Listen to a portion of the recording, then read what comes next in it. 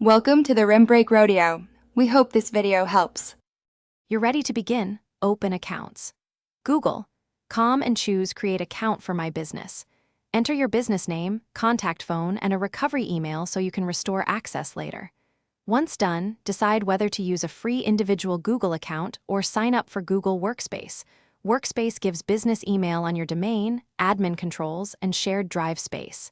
If you have a domain, prepare DNS access. If not, plan to register one in the next step so email matches your brand. Now verify domain ownership to enable business email. Follow Google's prompt to add a TXT record in your domain registrar or upload the HTML verification file. DNS propagation can take minutes to hours, so be patient. Next, create your primary admin account and at least one secondary admin for redundancy, and organize users into groups for roles and permissions. While configuring, enable two-step verification and set billing for Google Workspace if chosen. This prevents lockout and secures your organization from unauthorized. Finish by setting MX records to route email to Google, test sending and receiving from multiple devices and clients.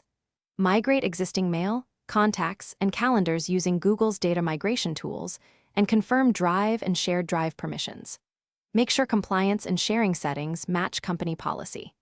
If something goes wrong, verify DNS TTL and propagation, confirm MX and verification records are correct, and ensure your admin account has sufficient privileges.